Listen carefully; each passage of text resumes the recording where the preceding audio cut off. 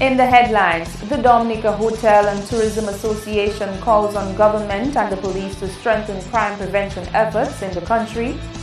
The Dominica Council on Aging denounces the rape of a 93-year-old woman, and the private sector calls on Carnival organizers to step up their game. I am Lurian Graham Carter with the Jan2k News. Details coming up.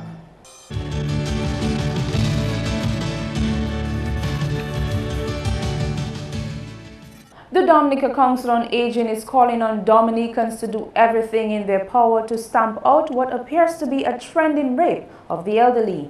The Dominica Council on Aging recently placed emphasis on eliminating abuse of elderly at one of its major conferences. But Zetma Tues says they never imagined that elderly women would be abused to this extent. A 93-year-old woman of Sao Meet, who is partially blind, was raped recently, the second in the last month. This was so infrequent in our society. We never hardly used to hear about these acts upon elderly persons. And I think we really need to step up. The authorities, the police and other legal authorities need to step up their vigilance. And I'm also calling on the legal authorities to look at the laws of Dominica pertaining to those kinds of actions, that what can be taken against such perpetrators, and to strengthen the laws and review them and strengthen them, so that when these perpetrators are apprehended, that they really receive the full arm of the law. Mr. Tues believes there is a role neighbors can play in helping keep elderly citizens safe. It is becoming a situation where the elderly are really will become afraid of remaining in their homes, especially if they're living alone. I think it is already being expressed by some elderly persons. They're afraid of staying in the house by themselves. And even so, I'm calling on the families, I'm calling on the neighborhoods to look out for such persons like the elderly and others who may be, the less fortunate ones in our society. Last month, a woman in her 80s was attacked and raped. One man is reportedly in police custody as investigations continue into the murder of a 51-year-old Brazilian businesswoman, Rose Wyatt, who was based in the Calabishi area. The DHTA board released a statement on Tuesday urging government and the police to strengthen and increase its crime prevention initiatives. The DHTA says crime poses a significant threat to a thriving tourism industry. The organization urges Dominicans to cooperate with law enforcement and to report any information that may help answer questions about this or any other crime. Anyone with information on any crime should call Crime Stoppers at 1-800-TIPS-8477. The assets of the National Cooperative Credit Union have increased by over $6 million. The assets of the Castle Cooperative Credit Union have been transferred to the National Cooperative Credit Union, making it the sixth institution to merge with NCCU. NCCU now manages assets of $476 million. The amalgamation took effect on Monday, January 11.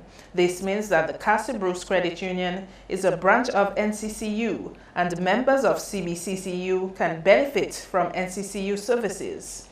Now that the Castle Credit Union is no longer, and it is a branch of the NCCU, means that over 3,000 depositors and members are able to benefit from the NCCU services.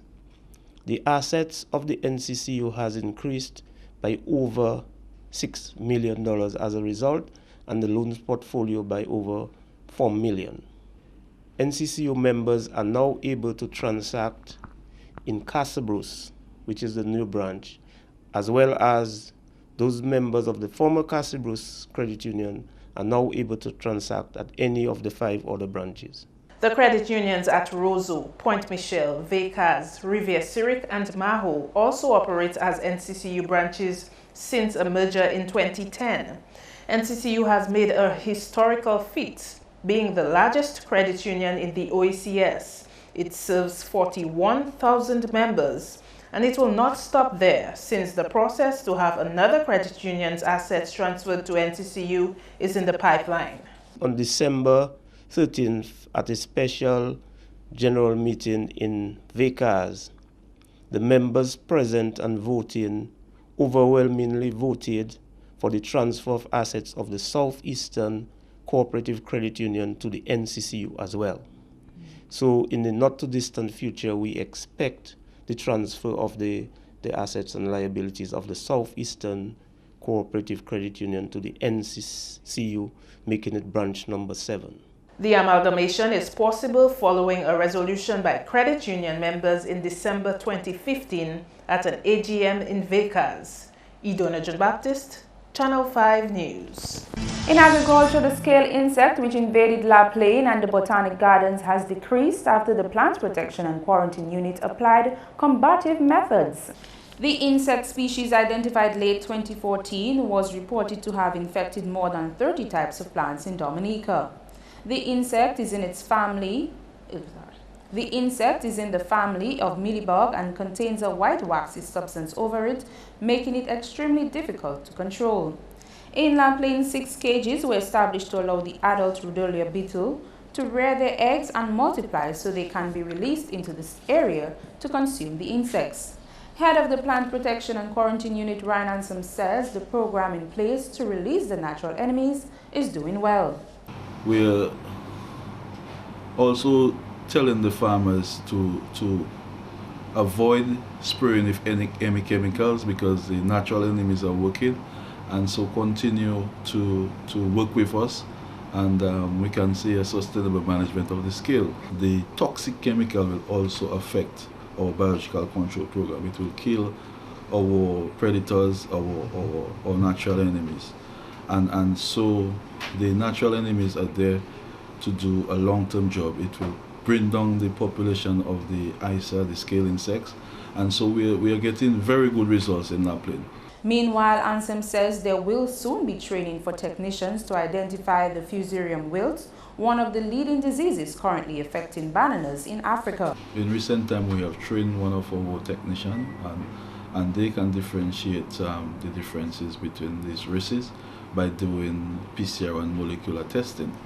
And so what we have to do in the future for support is try to get more technicians exposed to the visual samples. But that would be some training overseas. He says there is currently an emergency action plan being developed that will include sessions with farmers to help farmers better identify the disease. You are watching Channel 5 News. When we return, the DAIC and head of Triple K speak on the private sector's involvement in Carnival events.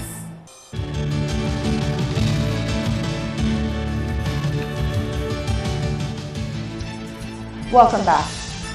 The Trade Minister has challenged Dominicans to make an effort to market the island's Carnival to the world. Minister Ian Douglas thinks that Dominicans should use the opportunity to show the world that the country has a vibrant carnival despite the ravages caused by Tropical Storm Erica last year. Douglas was speaking on behalf of Culture Minister Justina Charles at Saturday's ceremony for the carnival opening. We are resilient people. We are strong people. It is amazing that we have come out of Tropical Storm Erica with a vigor, a vibrancy, and a determination to forge ahead, to build a better Dominica. And Carnival this year will be better, will be bigger, and will be stronger because we are determined to build a better Dominica. And our culture and our heritage is also part of that rebuilding process. And go out and have a good time, have clean fun, so that at the end of the day, all of us can be proud of what we put on, the greatest show on this earth. Douglas commended the many Dominicans who kept true to their cultural heritage. And let me single out and congratulate all of the communities that keep the traditional art form of Carnival alive. And I saw some of them on the road. The Kalinago people for keeping the Kalinago culture strong and alive. And even the sensei from Granby, all of you all who continue to keep the history, the culture, the heritage alive. I salute you. Our carnival is special. Let us keep it that way so that we may grow from strength to strength and we may leave a legacy of talent for those coming behind. Mass Dominique 2016 is being celebrated under the theme Spirit of the Real Mass. Head of the Dominica Association of Industry and Commerce, Jeffrey Baptiste, has called on tourism authorities to engage the private sector properly in organizing of Carnival. Jeffrey Baptiste says the impact of Tropical Storm Erica has highlighted the need for creative approaches and advanced preparation in the coordination of Carnival. He believes the issues are not just isolated to this Carnival season. Given what I'm hearing with respect to the DFC, DDA having some difficulty to secure sponsorship for the Carnival Queens, and I do not recall any other year where at this point you would not have had at least one or two of them sponsored. But I suppose we can relate some of that to the ongoing challenges within the economy as a result of the significant impact from Tropical Storm Erica.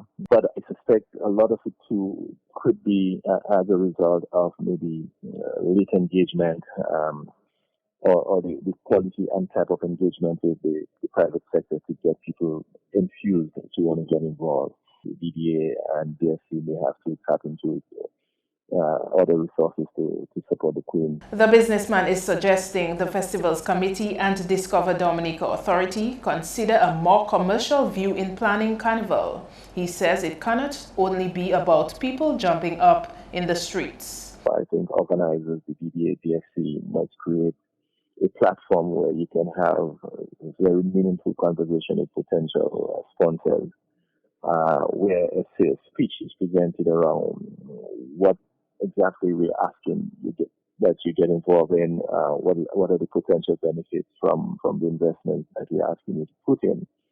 That conversation cannot start at the 11th hour. It cannot be in the same month that Carnival is hosted. It has to be held 11 months before.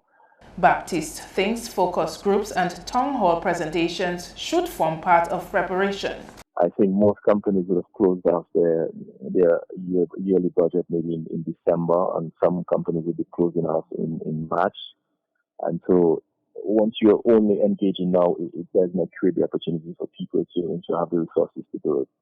One can argue that Carnival is an annual activity and private sector should know that there is Carnival and proactively budget, but I think you have to engage, and it may not be in the list of priorities for every business house, but if the engagement is aggressive and compelling enough, you can force people who ordinarily maybe do not actively support to be convinced that it is the right thing to do. Meantime, businessman and manager of the Triple K band, Emil Deputa, wants the committee looking after Carnival to get its act together. Emil Deputa was addressing what he considers inefficiency on the part of the festival's committee with the running of national carnival activities this time around. He referenced a situation where he had contacted the carnival organizers 2 weeks before the opening parade to ascertain whether there would be an after party and if his band would be needed. Deputa says because the FC's plans seemed uncertain, he organized a stage on the Portersville Savannah to put on a bouillon jam after Saturday's opening parade. Since after Erica, we couldn't do Creole Festival from Erica. Then we couldn't get any assistance from DFC and so on because they were organizing Carnival. So we were organizing Carnival from since August to February. You had nothing at all planned. A week or two before Carnival, and then you still haven't got things in place yet. You're all doing something wrong. So I am a bad person for bringing that up to them and telling them that. I mean, I think I would be a bad person if I didn't tell them so and just made them think, hey, you're all doing great. Thumbs up, right? But I have to tell them that, I mean, the way I see things are right now, with Carnival 2016, I have to give them a thumbs down for the time being. Businessman Frankie Bellot has made an investment to develop the stadium forecourt into an entertainment venue. Government has leased the property to Frankie Bellot after he made a proposal to acquire the site to host the official Carnival City and other entertainment events. Bellot told Channel 5 News on Friday, for far too long, Dominica has been without a permanent venue to stage carnival activities. So I take on my own. As you see, everything happened there is me alone I do it. So this property is being leased to you. Will it be the official Carnival city? Well, that's what it's in the pipeline. It's to have a long-term lease to develop it into an official venue for activities. All kind of activities, not Carnival alone. The idea is to have a place that meets international standards to put on entertainment events and use a section of the area as a car park. He says the venue will be open to show organizers at a cost, of course.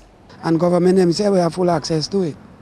It will just be developed into a village, somewhere where we can do multiple stuff. The only thing that will not be stationary is the stage.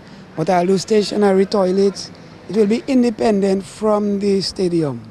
So I have to do toilets, dressing rooms. I can't build all that. I can't do a proper entrance.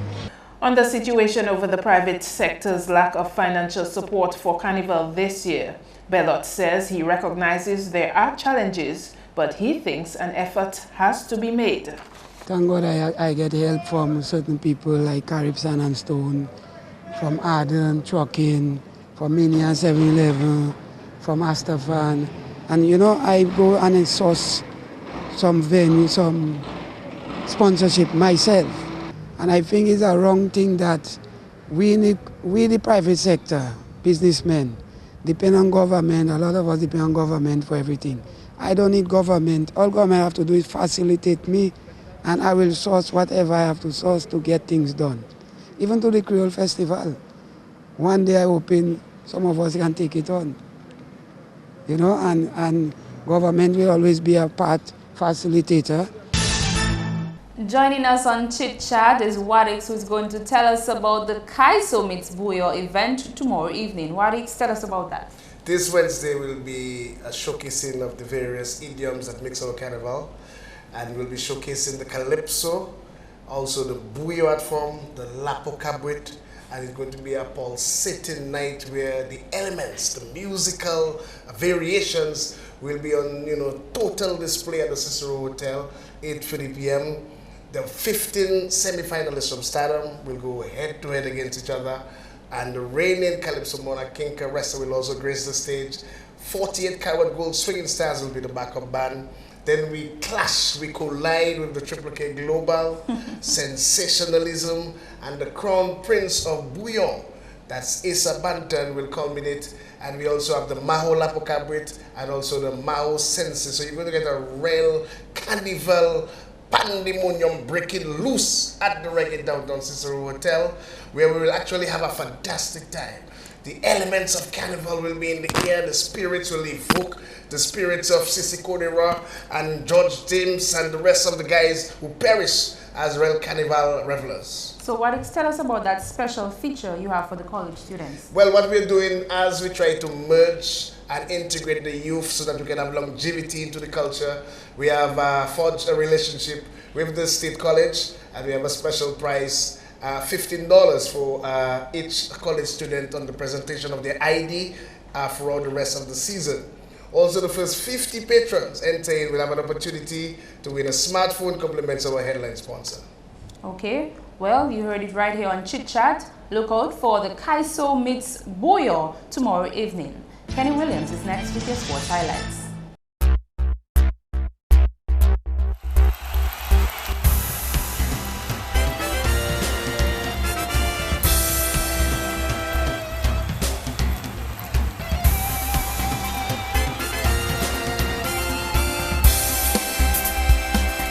Hello everyone, and thanks for joining us.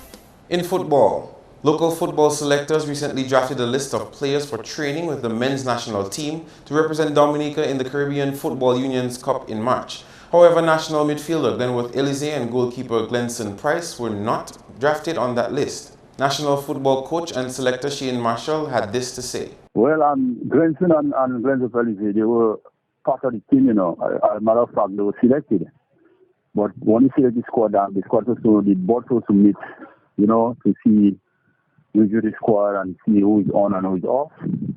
and they decided to leave out Glenn Prince and Glenn Felice because of the problems with the club. And these are two national players that were outstanding. I mean, Glenn Felice was very much outstanding in the Winter Island tournament. He was one of the players who really get us to the second place.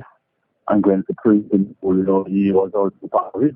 And everybody knew that Glenn Prince was very much outstanding in the Winter Island tournament and also the World Cup qualifiers. So it does have an effect on the team, Marshall says footballers and all others involved need to place greater effort at the development stage if the Dominican team is to win matches outside of the country. I think we need to do more. We need to do more as players, and also, we need to have the national team in train all the time for us to do well. If we can't have the national team in train all the time, I don't think we will really get the kind of results we're looking forward to. The list of players selected to represent Dominica at the CFU in March are, under the goalkeepers, Ralison Pascal of Exodus, Owen Oscar of Kensbro, Akeem John Baptist, Point Michelle, Dion Laura, Signman, Kellison Thomas, Bombers. Under the defenders, Malcolm Joseph, Hubert Prince of Tarish Pit, Wayne Phillips, Southeast, Kervin Lawrence, RC Doctors, Dalton Banis, Bath Estate, Egbert Walsh, Police, Chad Phillips, Southeast, Giles Mitchell, Harlem, Andres Joseph, Harlem, Bernard Daru, Police, Eustace Marshall, Bath Estate, Ajay Roya, Exodus, Kasim Peltier, Harlem. Midfielders, Brian Thomas, Scotty Phillips, Southeast, Chad Bertrand, Dublin, Jocelyn Prince, Southeast, Sidney Lockhart, Southeast, Rai Phillips, Southeast, Lex Mility, Exodus, Anthony Frederick, Odell Francis, Harlem, Errol Blaise, Harlem, Dylan Carlisle, Exodus, Hanith Gregoire, Yuslid Bertrand, Stefan Del Sol. Strikers, Julian Wade, Randolph Peltier, Exodus, Bert Casimir, Point Michelle, Delroy Parker, Tarish, Lord Wing Bertrand, Dublin, Jaren Sebastian, Soka Strikers, Kenrick Walters, Exodus, Travis Joseph, Dublin. In basketball, the Fonchak Posse Basketball League saw some action last weekend. On Friday, the Paybush Snipers defeated Posse Vibrations Lightning 75 points to 57. In Game 2, Paybush Eagles played their way to a 40-point win over Sign Plus Lakers. Eagles scored 85 and Lakers 45. On Saturday, PSS had 65 and Hoyas 43. In the second game, Aldrin Pizzeria Lamphers continued their undefeated campaign with a 65-60 victory over the Globe 1 Pacers. In the final two games of the weekend, Northern Police United took charge with a 69-48 win over the Portsmouth Community Watch Foundation PSS. In volleyball action Monday, St. Martin Secondary played host to Dominica State College in a clash to determine who was superior in the secondary schools volleyball championships. However, Dominica State College claimed dominance as they edged out the home team 3-0. College recorded 25-16, 28-26, and 25-15 over St. Martin. Then over at Margot, Northeast Comprehensive and the Isaiah Thomas Secondary went head-to-head in the male and female categories. The girls battled 3-0 in favor of ITSS. Isaiah Thomas won their sets 25-12, 25-20, and a whopping 25-6. Then the boys took to the court and played a match ending in 3-1. NECS boys won that match. The scores were 25-17, 25-15, 25-10, and 15-25. That's all the time we have for sports. I am Kenny Williams. Join us again next time.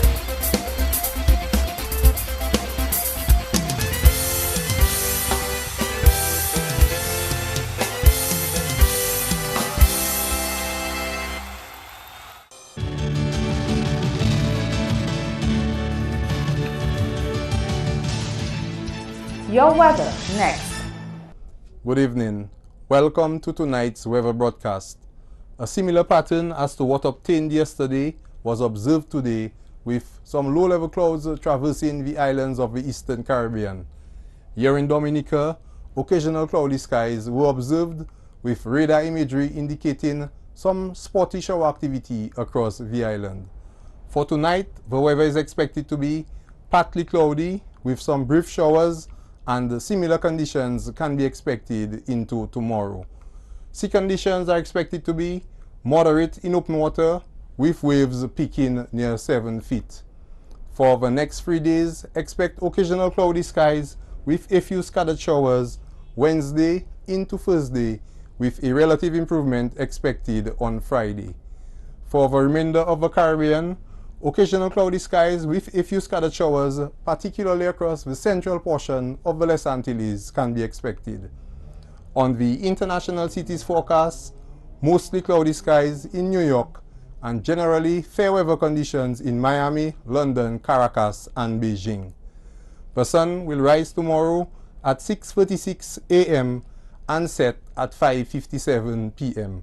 For additional information, feel free to contact us at weather.gov.dm or call the weather hotline at 447-5555.